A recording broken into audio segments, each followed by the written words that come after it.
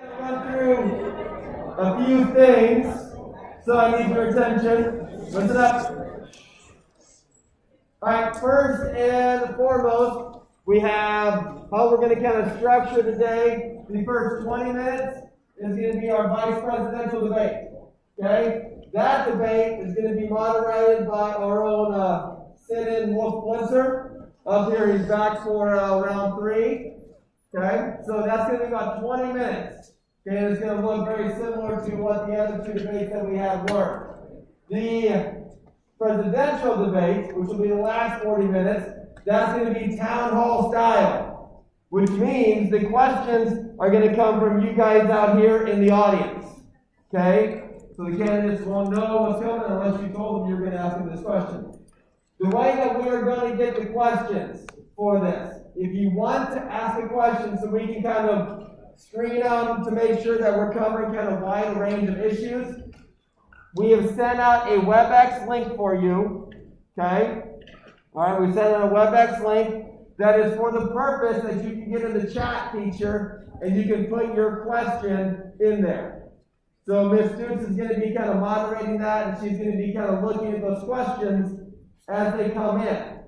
So if you want to ask a question, all right, you have to get on WebEx, join that link that we sent out, all right, and then put your question in there. So you can do that during the vice presidential debate.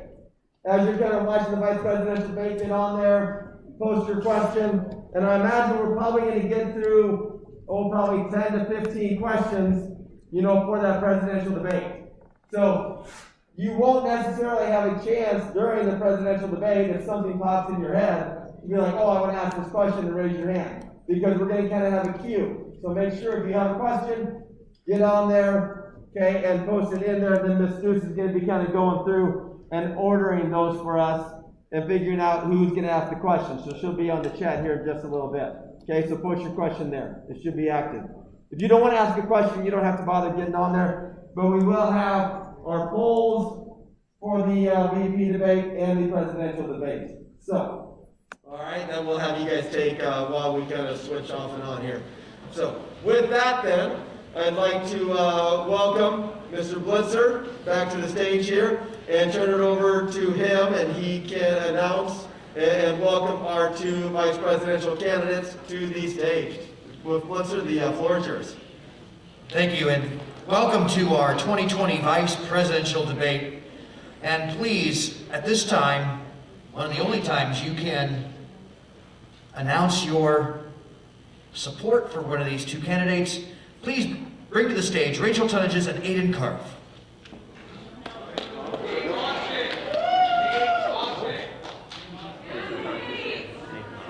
Nathan Austin.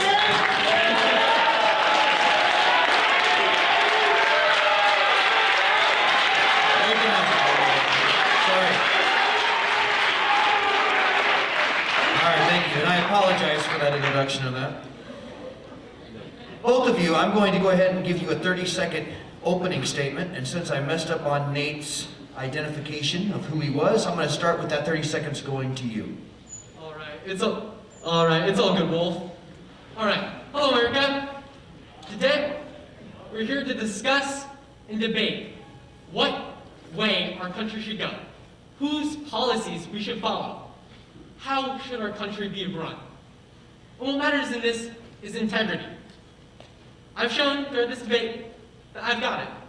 Okay, we'll put to the test. There's the other side. And I think you'll like the way that this policy will go. Thank you. Rachel, 30 seconds for an introduction and an opening statement. Good morning, America. It's incredibly exciting to be here today and to speak to you not only on behalf of the Democratic Party, but both on behalf of the Republican Party. I'm currently sitting in the vice presidency for the Republican ticket, and I know that this is a rather controversial choice to some of you, but I am super excited to introduce bipartisan policy that will bring America together. And yes, this debate is about integrity. It's about what's best for America. It's about who's held true to their word. It's about what is going to change America for the better in the long run. Thank you so much. We are here to discuss the future of this nation, and yet both of you are running for vice president of the United States.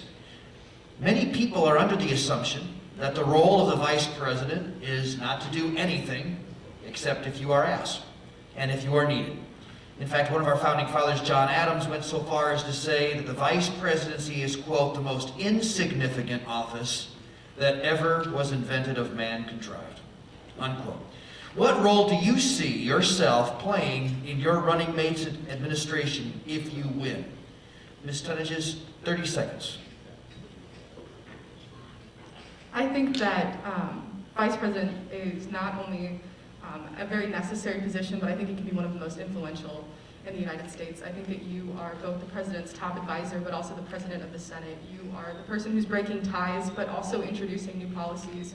You're advising on what's most important to the American people, and that position should be taken very seriously. It's not to be messed with, and I think that someone who has that integrity and who is going to be honest and not only support the American people, but support their own people. Nate, 30 seconds to you. What role do you see yourself playing in your running mate's administration if you win? All right. So in the Carp Ostick administration, Aiden, he's going to be the main figure, here at home, leading domestic policy, working out deals with Congress, getting things passed. And that's his specialty. He's great at domestic policy. It's what he knows. What I know best is foreign policy, and that's what I love. So I'm going to be out there around the world negotiating with ruthless dictators, getting climate summits agreed upon between different people, because that's the strength of our ticket. That's the strength of this administration. We have both sides of the coin, and I really don't see that from them. Okay, thank you. We're going to start with foreign policy, in fact, and currently the world is facing several international situations that must be addressed under the next 4 years, such as the Iranian nuclear program, North Korean aggression, ISIS, the Syrian refugees crisis, just to name a few. What international problem do you believe should be the highest priority for our nation to address? And I will begin that question with you, Mr. Ostick. All right. Iran, they've been, since that deal fell through, the Trump administration fell out of it, there's been really nothing stopping them from pursuing a nuclear weapon, which is why we need to reinstate an Iranian nuclear deal, which will make sure that we get independent international observers in their nuclear facilities to make sure that they aren't able to make a weapon. And I think that's very important because they've been explicit that if they get a weapon, they will use it against Israel. And that would throw the entire Middle East into chaos. By doing this, it's a simple policy step that we can make to keep the Middle East safe and stable. Well, is the Middle East the most important foreign policy crisis in minds of your administration if elected? I do agree that the Middle East does pose a relative threat, especially with the failure of the Iranian nuclear deal. But I think beyond that, we're seeing huge threats with China, along with Russia. I think that these are greater threats to our own American democracy. Not to undermine the importance of addressing the nuclear problems in the Middle East, I think that we also have to come back to China and we have to address both the manufacturing crisis, these trading wars, but also their own lack of democratic issues within the Chinese borders. I think that we've seen a rise in chaos with Hong Kong, and this is incredibly important, upholding democracy around the world. Well, besides foreign policy and international issues, our nation continues to face major problems in our healthcare industry. With these problems ranging from rising healthcare costs or insurance costs to troubles with implementation of Obamacare. Do you believe that your administration can fix the United States' healthcare system? Ms. Tonnages, 30 seconds to you. I have spoken with Portia, and she and I both agree that there is a great deal of compromise that needs to come to our healthcare crisis as it is. We both agree that Obamacare is not suiting the needs of all American people as is. It's still leading millions to be uninsured, but there are solutions that we can take to better protect all Americans. And we've both agreed that the best solution here is both protecting the private market as well as introducing new universal healthcare measures, but at a state level. The needs of smaller populations do not meet the same needs of huge citywide populations. Mr. Ostick, what do you think about the administration's fix for health care if you... Do I have a chance to rebuttal? Sure, you can rebuttal. 15 seconds. I was just saying, like this what you said, that's already in place. There are states, they have healthcare, individual healthcare programs. No, it's not the state, but there's a lower level. The private market's there. Like what's working right now, you just described the status quo. It's saying, oh, there needs to be more, but it's vague. There's no actual actionable plan there. That's what we have. Which I want to talk about that now. Okay, And I'm certain I'll give you your 30 seconds, but I'm going to go ahead and let her respond to your reaction. 15 seconds. Absolutely. We are describing the status quo, but we're also talking about an expansion of that status quo. We're talking about improving the needs of hospitals. Obviously, I only have 30 seconds to describe these exact policies. It's difficult to just lay out an entire plan. I'm sure that I can better break that down for you, and if you'd appreciate that. But beyond that, it's also about talking about the expansion of these plans. It's talking about what a hospital needs. It's talking about the preventative measures that we're going to take. It's talking about how we'll fund those things. Okay, I'm going to go ahead and give you 30 seconds to that question that I originally asked your opponent. What would your administration do if you believe we could fix the healthcare system in the United States? You would get the United States single-payer universal health care, just like every other country in the world has. It's that simple because it works. You cut out these private insurance companies that take their profit share of the cost. That drives the individual cost for average citizens like you and I up. When you get rid of that, and you get rid of that profit margin, you have a lower individual cost for each person, and you guarantee that there is coverage. That means that 64,000 people who die every year due to lack of health coverage won't die anymore. 30 million people who don't have access to healthcare will gain access to it. This is a good thing. It is worth it. If I may respond to that. You may. 15 seconds. I agree that the system needs change, but also what you're failing to address is how much it would cost to fund such a universal healthcare program. With the funding of something like this, the projected costs are upward of $8 to $10 trillion. And while I understand that the expected savings might be 2 to 3, we're not accounting for what happens when there's another global pandemic. What happens when the system doesn't protect the Americans it's supposed to protect.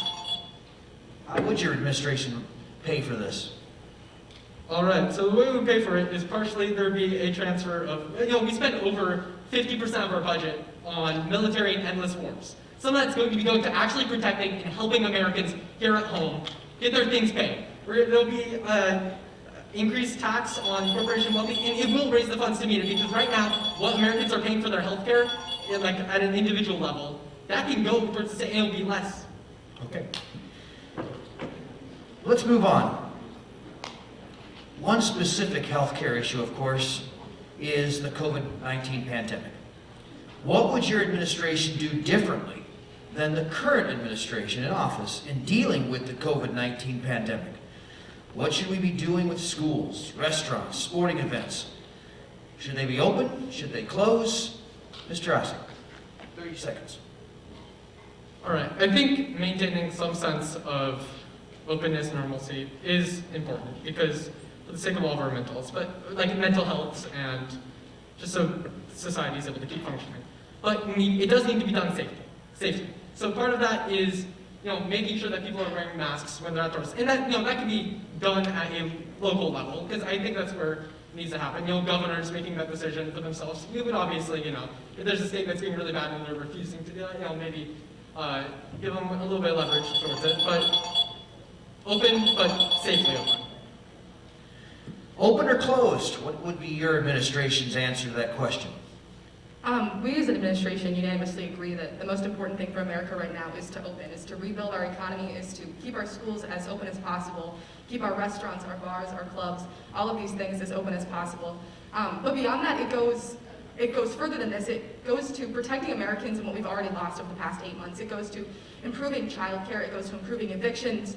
It goes to abolishing these horrible raging evictions. It goes to ensuring that every single American is safe in the home that they're living in now. It's about taking the American promise and the American dream and pushing it forward and making sure that we are protecting all Americans where they're at today. And it's great to say that everybody's going to wear a mask, but there's more that needs to be done. Did you respond to that by chance? You just said clubs should be open. Clubs where people constantly are indoors, packed, drinking, that's not a safe environment. That is a public health risk if I've seen one ever right there. That's not wise. And I know maybe I'm arguing or semantics, but I think that's a very clear clarification that needs to be made. Would you like to respond about administration continuing to have clubs open? I am sure that that was definitely just an argument on semantics. What my administration was saying is that our motivation here is to keep things open, is to make sure that as many Americans are as employed as possible. And yes, there are definitely measures that are being taken today that are ensuring that these clubs are safe. So if you want to argue about whether or not people should be able to go out and enjoy their money, enjoy the time that they have, that's fine. But what our administration is saying, that what's most important here is protecting the normalcy that you already agreed was so important to protect. So to argue with me that this is unrealistic, that to open clubs is a waste of time, is a little ridiculous. Right now we're in the biggest spike of coronavirus that this country's been seeing. People are dying all over. There have been over 200,000 deaths now, and it's because of these measures that have been put in place. People are dying because of it. It's costing lives. I absolutely agree that people are dying and it's costing lives, but the question was not what has already happened, it's about what we're going to do going forward. And this is what I've laid out. We want to take and protect as many lives going forward, and that's what's most important here. Okay. Now, it's an interesting exchange that we're having amongst the two of you, but I'm going to ask you this question. Why do you believe you are more qualified than your opponent for the vice presidency? Nate? I decided to exit the Democratic primary and drop out for the sake of unity, because I looked at Aiden and I saw that we had two incredibly similar platforms. Why not have us work together? We are the two most popular candidates. We represent the most people. Rachel, she ended up threatening to run third party when the Democratic nomination refused to award her. They refused to, she threatened to try to get part of the nomination. And that, I think, just shows that she's after power. She's after a position. And that's gross. I stood by my values this entire process. Ms. Tunges, 30 seconds. Why are you more qualified than your opponent for the vice presidency? I feel that I'm far more qualified than my fellow candidate, because not only that, I think that it's so unfair to say that I threatened to run third party. Merely to say that when I had made that announcement, there was nothing finalized, but also beyond that, we were still motivated by what we had already seen pushed forward. We didn't see the motivation, we didn't see the same commitment coming from the Ostiak and Aiden Clark platforms. And so then we took that and we met with Portia, and she saw the motivation, she saw the same push that we had put forward already, and she agreed with our platform. She wanted to see what we were going to do going forward. And beyond that, to say that you are a man running on a party of unity, like a platform of unity, is such a lie when you recently rallied against a bipartisan ticket. To say that you support unity, how can you argue that when you said that you don't want to see a commitment between both conservative and liberal policies? How can you argue that you want to see a joint cabinet? I will let you respond to that. I argued against the 1994 crime bill, which is why there's a mass incarceration problem in this country. It's passed by bipartisan. Both sides supported that. It was a bad bill. That's what I had to say against that. There's no disagreement that this wasn't a bad bill, but your argument was entirely to discredit the position of bipartisan. All right, thank you very much. Thank you very much. Thank you. Thank you. Okay, thank you very much. Thank you. Now, ladies and gentlemen, may I remind the audience that this is not a time in which you are supposed to be making any outwardly verbal comments. Thank you. We have time for just maybe one more question. Just to bring some civility back into this debate. What do you admire the most about your running mate? About your running mate, what do you admire the most? Ms. Tunges. I, without a doubt, most certainly, I appreciate Portia's strength, and I appreciate her support throughout this entire process. I appreciate her willingness to compromise, but also listen to the voices of both Democrats and Republicans. I think that what she has done to bring this ticket together and to unite this country already speaks volumes to what she'll do as president, and I think that that's so important, and we need to continue to see that moving forward. Okay, thank you. Mr. Ostiak, what do you admire most about your running mate? I admire Aiden's convictions. He hasn't pivoted away from what he actually believes in just to get into power. That's a temptation that you see almost every politician fall into, and he hasn't.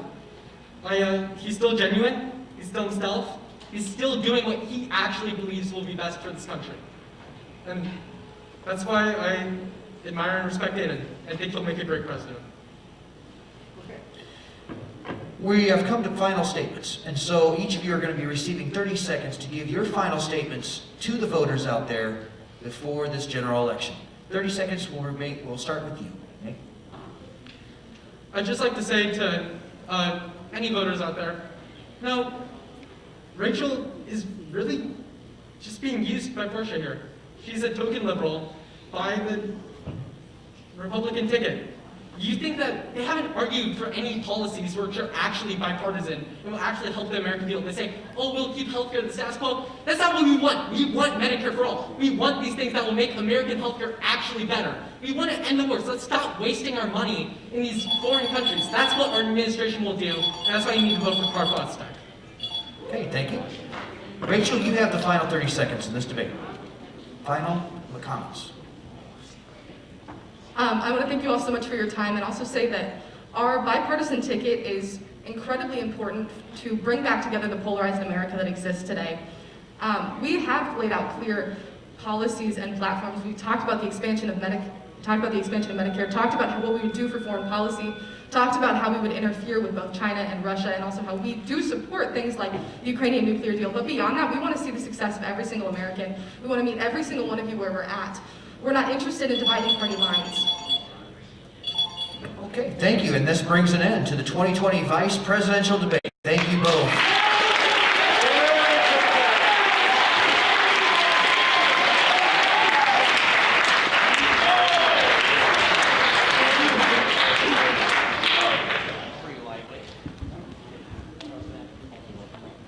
All right, why don't we switch over here?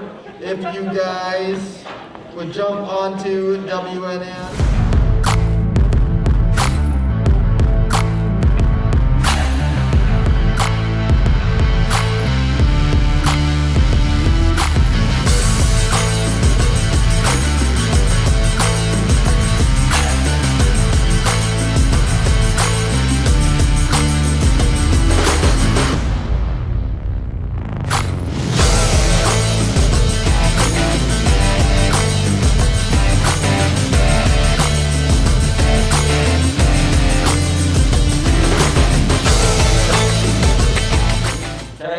You have about 2-3 minutes on the WebEx to get those put in there. So.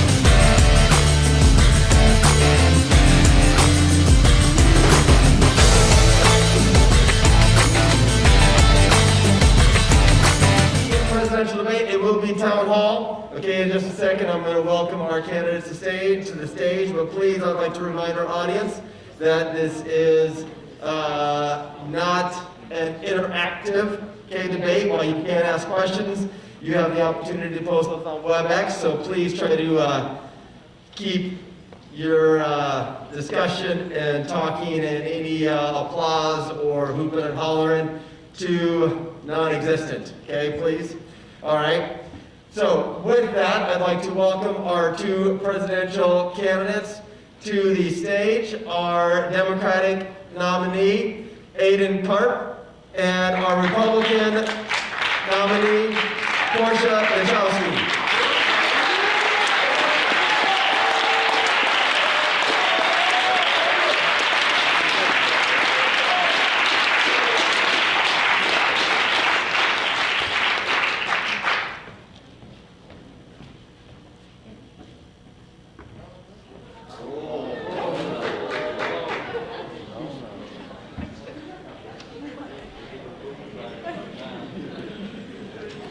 Hello, welcome Mr. Karp and Ms. Lechowski. I'm going to give each of you guys a chance to give an opening statement. I am not going to put necessarily a time limit on your comments today since there are the two of you, okay? So you can feel free to kind of expand upon your positions and you know, give the voters kind of what they need to hear before they go to the polls on Tuesday. So for opening statements, I'm going to have Mr. Karp, you go first, okay? Talk to the voters about what they should know for next Tuesday. All right. Hi guys. I'm Aiden Karp, running for president. And I just want you guys to know that I'm looking out for the interest of the working class, of hardworking Americans. That's what I'm looking out for. So when I'm talking about raising taxes, I'm not talking about raising taxes for the middle class. I think that, say, somebody that is a billionaire, I think that they can afford to cut down their yacht size by 10 feet, maybe have a 70-foot yacht instead of an 80-foot. So we can give a lot more money to those who need it in the form of social programs. And so that's what I want to do for us. Mr. Lukowski, talk to the American citizens what they need to know. Hi, I'm Portia Lanchowski. I'm the Republican nominee. My administration, our goal, we want to give back representation to the people. You know, Aiden thinks he knows you better than anybody. You know, I think you know you better than anybody. I think that I will give you the tools to best represent yourself. All right, thank you. And for our first question, it's going to belong to Isaac Wiles. Okay, you might recognize him. He is a congressional candidate here. Here we go. Many Americans feel as if their taxes are too high and they do not see a fair return on what they pay in. How would your administration fix this issue? And I agree, and I think that sentiment comes from the working class Americans in the society feel like they're being cheated. And where I see the problem is, I think that the corporations, they sometimes try to get the people to think that it's the taxes that's the problem, but really the bloated corporations at the top, that's the problem. And I think in politics we have a choice. We can either put our faith and put control into the government with people that we elect as people. We decide who is in the government. We can either put our faith in them, or we can put our faith in massive corporations who we have zero control over. And so that's why I think that the government should take precedent over corporations in many issues.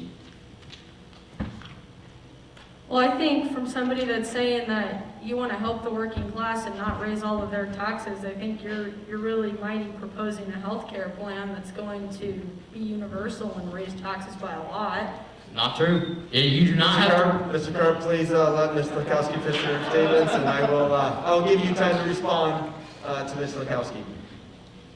Thank you, Isaac, for your question. I actually, you know, I also agree. I think American people are being cheated when their price or when their taxes go up. And I would like to agree that, you know, the officials that you're bringing in are you know, they're made to help with that and to represent you. And so I think that when you vote, I think that's something that you need to keep in mind is when you look for what they are representing is that they are representing the values that you agree with, whether it is fiscally or socially. Mr. Karp, would you like to respond to what Mr. Lukowski said?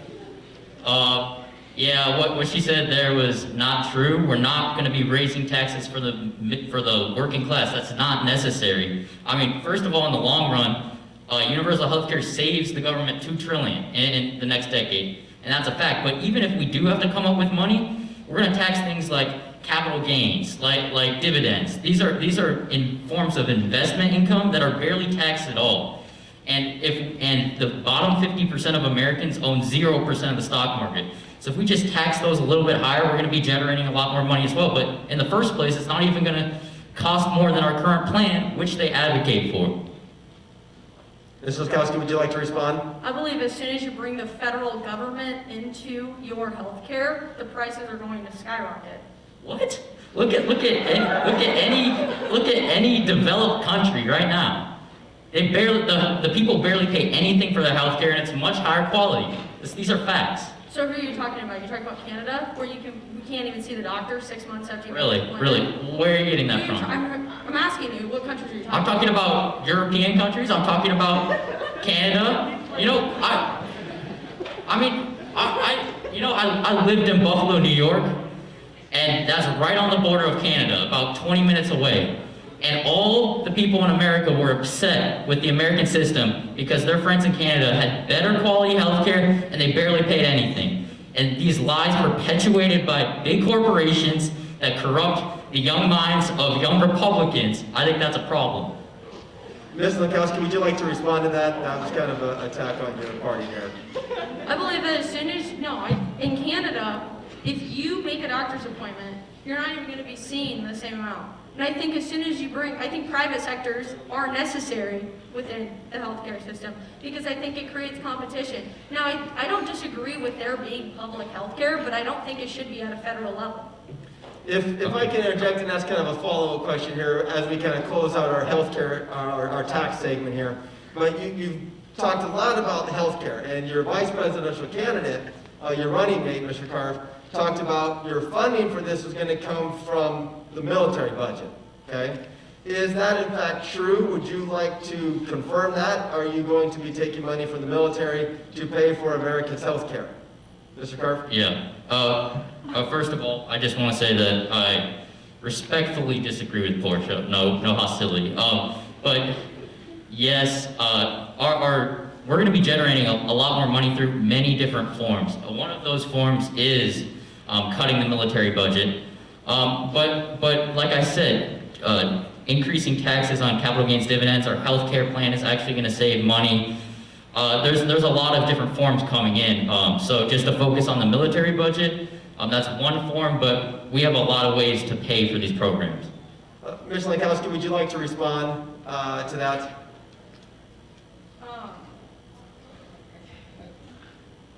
No, actually, I'd like the next question. Okay, all right, next question, we're gonna go to, I believe it's Grant Dassner, so former presidential candidate here.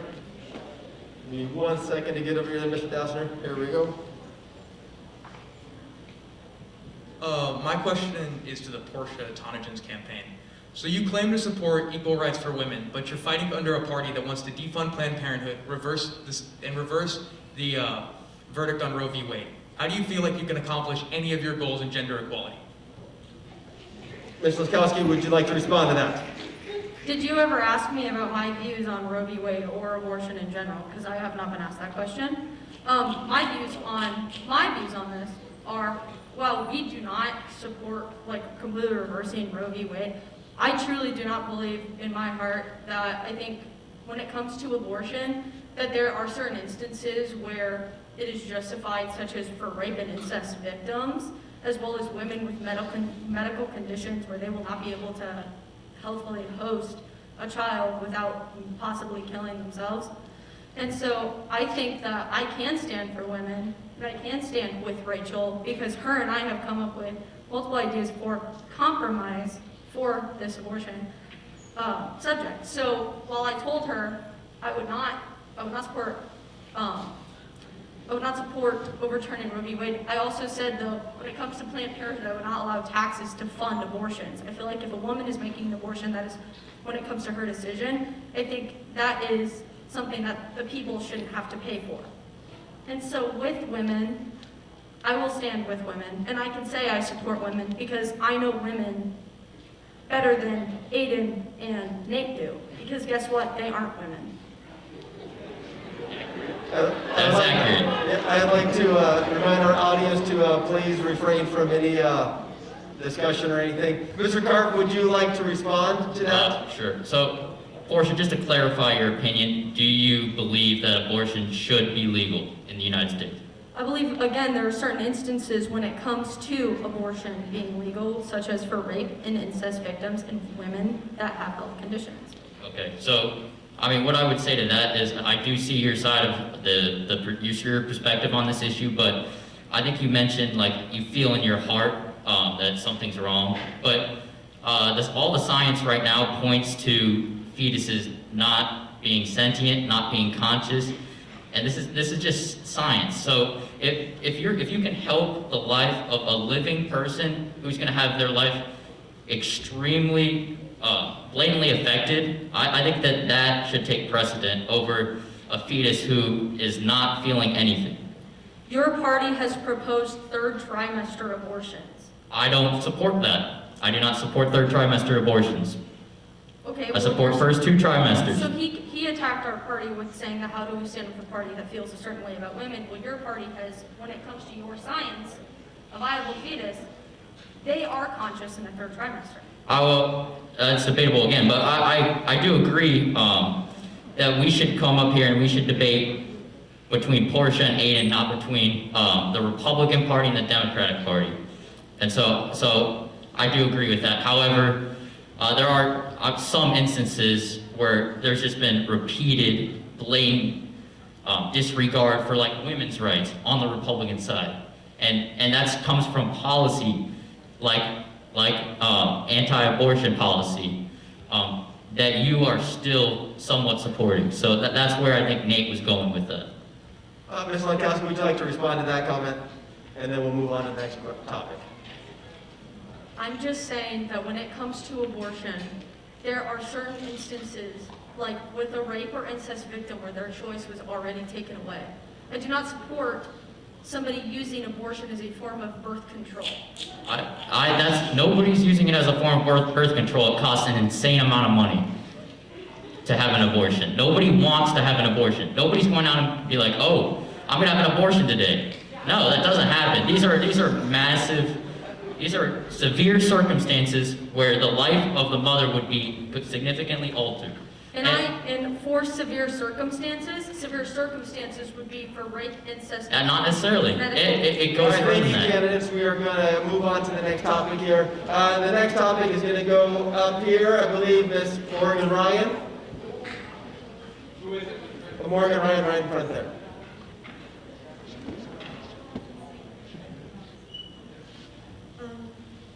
So my question is for Portia, do you plan on repealing the Affordable Care Act, which is Obamacare?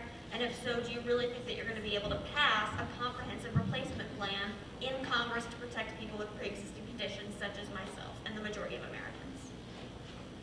Okay, so my answer for this is I think that the Affordable Care Act needs reform, or if we do come up with a new plan for healthcare, the Affordable Care Act would not be removed until that healthcare would be safely in place. Our goal is never to leave Americans without healthcare, but to provide them a possible better option, such as a safety net of healthcare coming from each individual state while keeping private sectors in place. Therefore, you're not taking healthcare away from Americans that like their healthcare, be it also giving healthcare to those that cannot afford it, but at a state level. And so then that would not ever become in place, or it would never, the Affordable Care Act would never be gone until that is safely in place. There would never be a period of time where citizens will be without healthcare. Ms. Carter, would you like to address the question? Citizens are without healthcare right now. What you just described is keeping everything like it is. It echoes the sentiments from Rachel in the first debate. She kept saying, oh, we're gonna expand. How are you gonna expand? What does that even mean? There's no clear plan here. We have a clear plan, we know how much it's gonna cost, and we know what it will do for the American people, and I don't see that with you.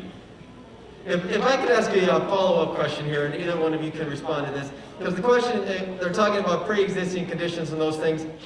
You know, in light of COVID-19 and the many people that are struggling with now what could be labeled as pre-existing conditions, has that changed your opinions at all kind of on healthcare and what your administrations would be doing going forward here?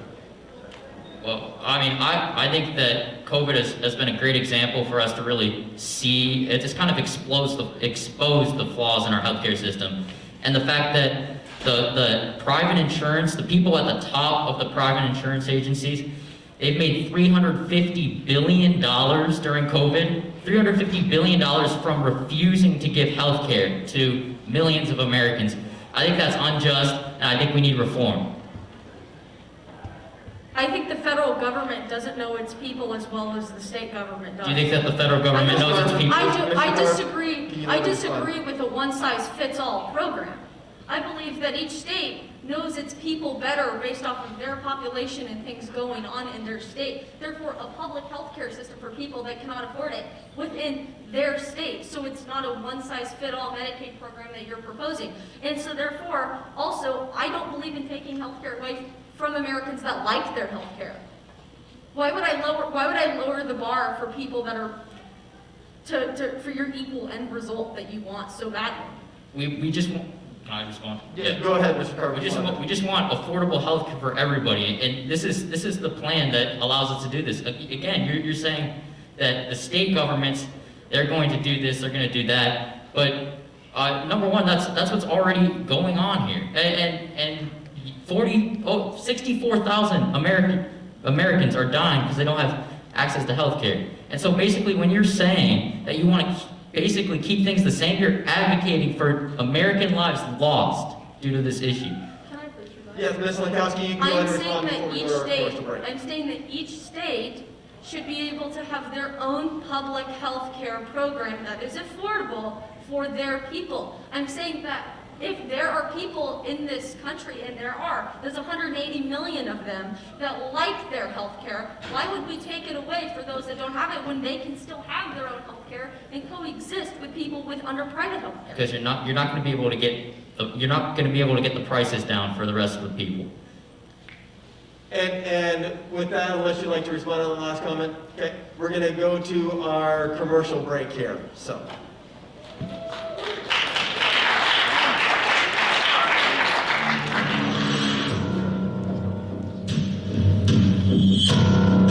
Get out to the polls and vote. You should vote. Hey, go and vote. Vote. On November 17th, I need you to go out and vote. Guys, go vote. Vote. Go vote. Out of vote. No!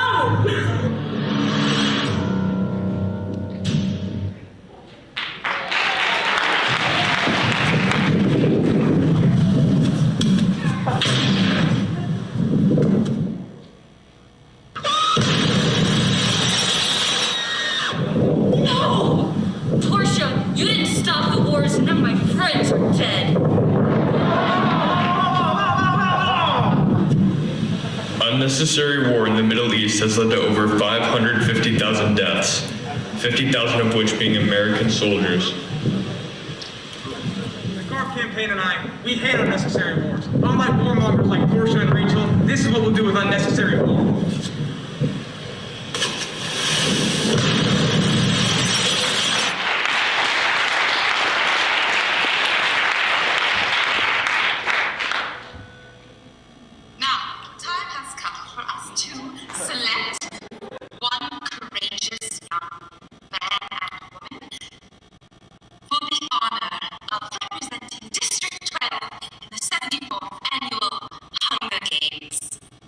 Ladies first.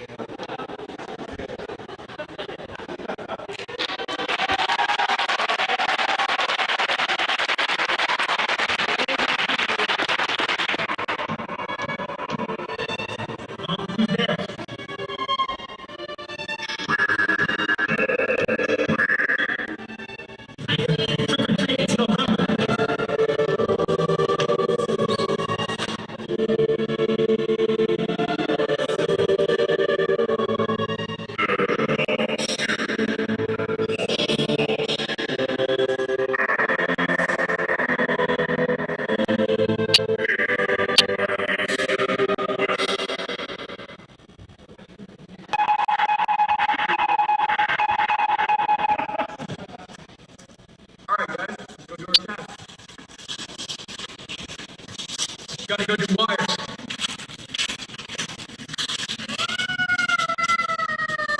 Was that Congressman Williams? No! Congressman Williams! You can't trust her. She was a Republican all along.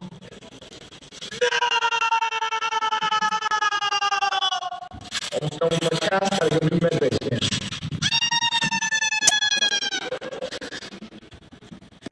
Oh no, it's Congressman Nelson!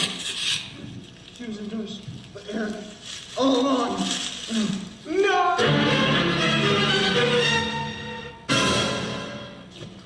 No! God! What happened? I know we didn't agree on much, but I think I know who the real Republican is! Hello, America. My name is Jessica. No, we can't agree on much, but one thing we can agree on is, if you're a true Democrat, you don't get endorsed by every Republican is crucial. That's why, if you're not gonna vote for me, you vote for him. And if you're not gonna vote for me, vote for Grant. But whatever you do, don't vote for Rachel. Send me a picture.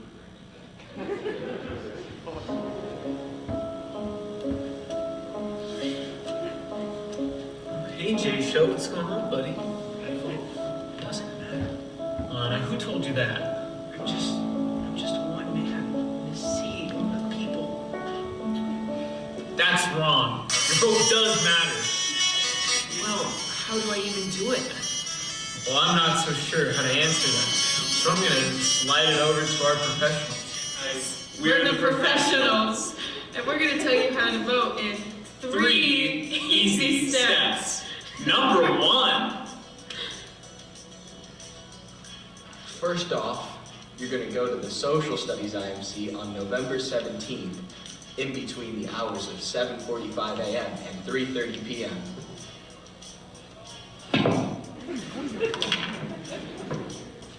Hi there. The second step is you're going to go up to the front desk. Step 3, you're going to fill in the bubble next to the candidate you would like to vote for. I'm all in. I'm all in. The question is, do you vote for blue, Or do you vote for red? or do you run in Kanye Kanye West? We here at the Go Out and Vote Super PAC believe that it is your day, America. Make the right choice. That's right. And whether you vote for Portia or Aiden, make sure you get on down to the Social Studies IMC and see Dolly Parton to cast your vote next Tuesday. Yeah. This ad was paid for by the Get Out and Vote Super PAC.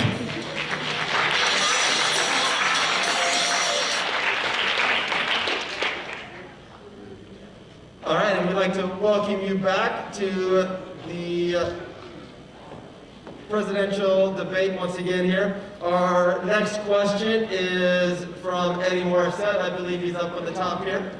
Mr. Morissette? Oh, he's going to make Mr. Simons climb some stairs here.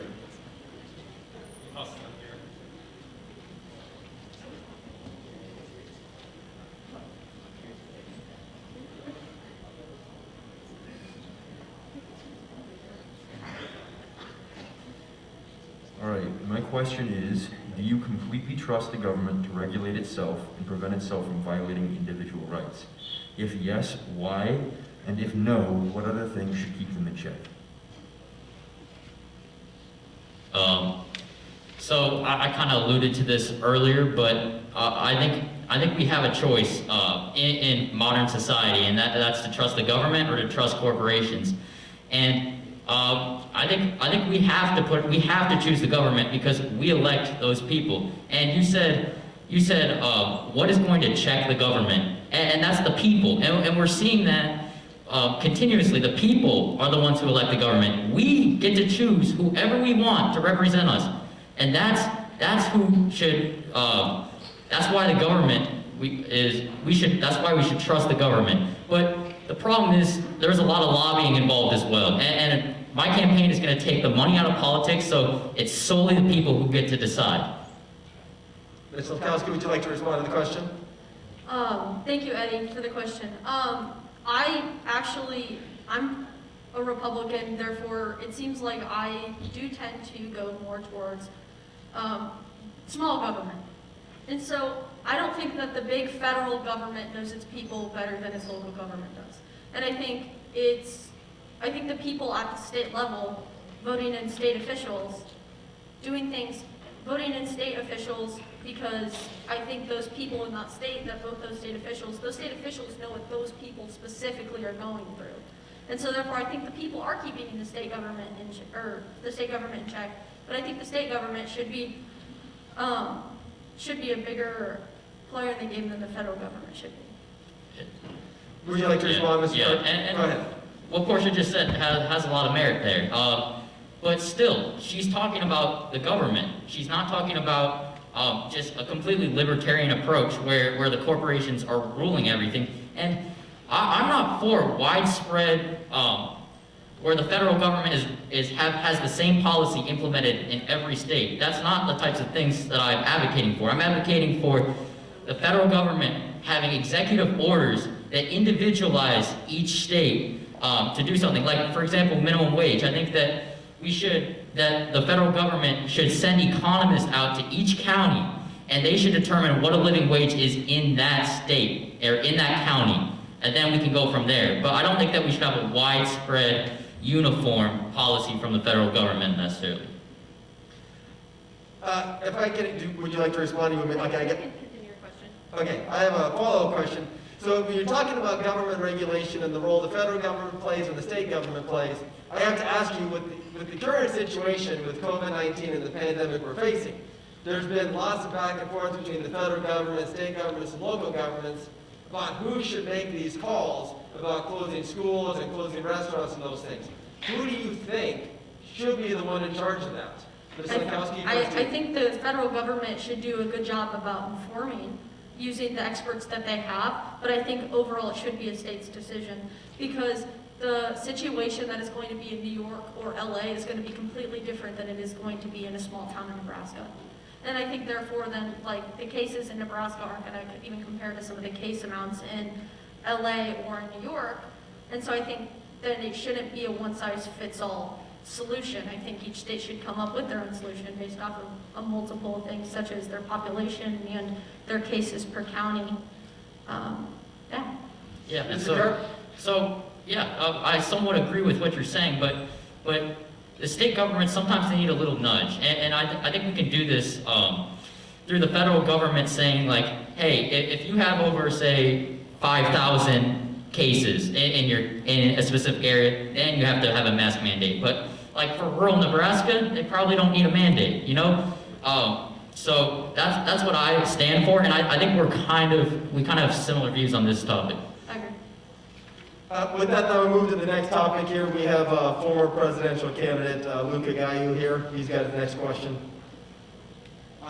This question's for Aiden. Well, I actually have two, but so Aiden, what's your stance on free education?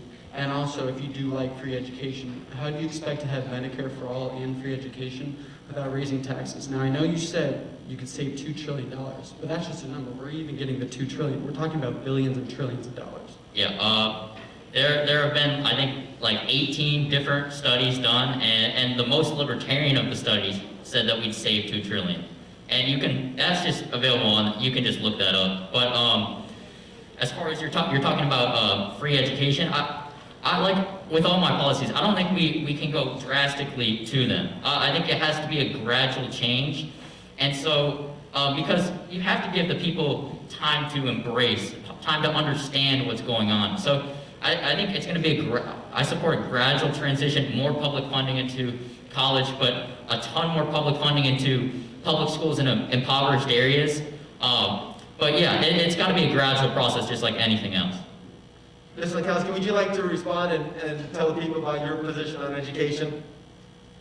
I am fairly against like most socialist policy, and so when it comes to education, I think the money that you would use to free education would be in better use to better the quality of education.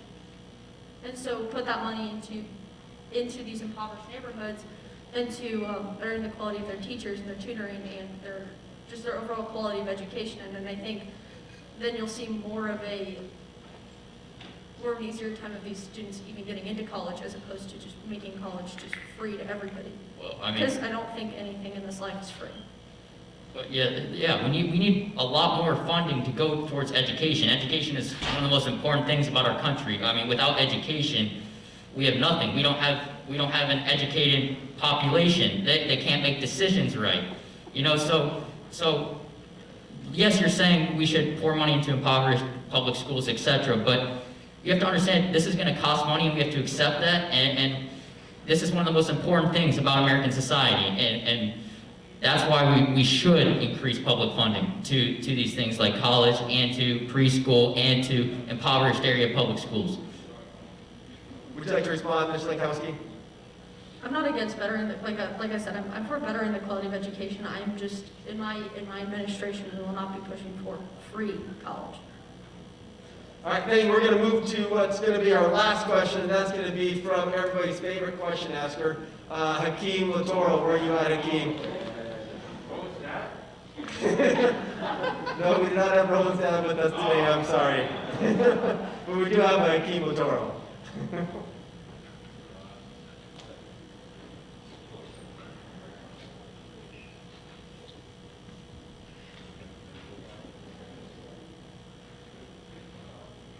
Okay, so we have seen recently that the U.S. has practiced a lot more antagonistic policies against immigration, a lot like an us versus them mentality. How will your administration combat these policies like SB 1070, Safe Third Country Agreement, Remain in Mexico? And will the U.S. ever return to the status as the nation of immigrants or promise of protecting the huddled masses? Ms. Lankowski, would you like to respond first? Okay, so my administration is not exactly towards open borders.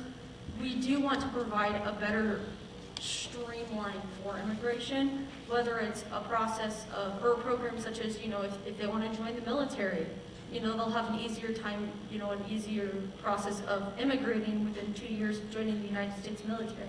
Something where if a company wants to adopt a family and like bring them into work for the United States and they have, you know, their family here with them, so they're not taking, you know, the United States money and sending it back to Mexico or to other countries that they're immigrating from.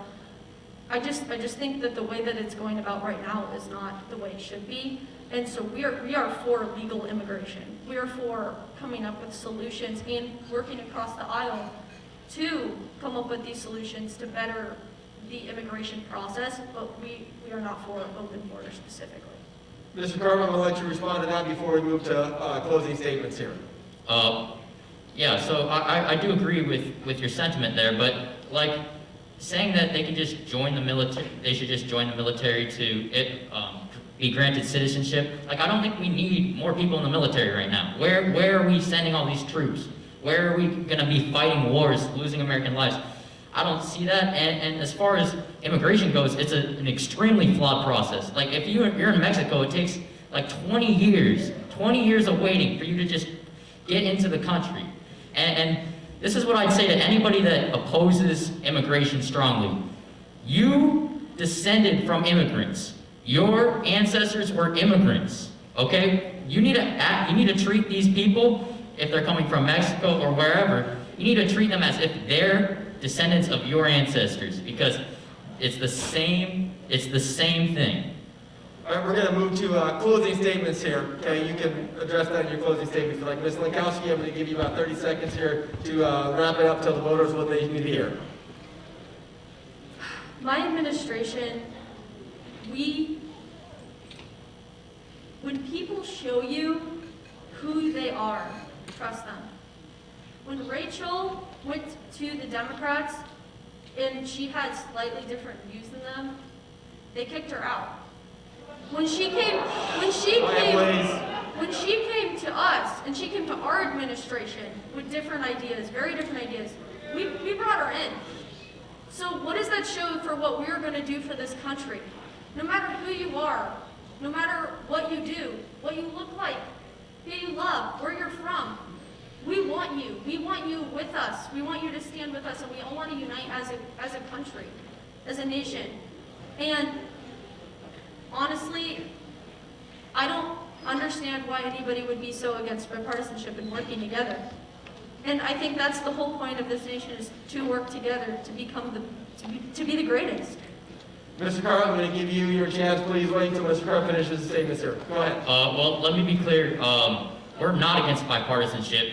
We support people working together. But at the same time, we stick to our values. We don't turn just because there's an open position on the other campaign. And I'll let you guys go. But vote for Carr. Make sure you go ahead and take the poll so you can tell the two candidates how they did. Make sure you go to WNS.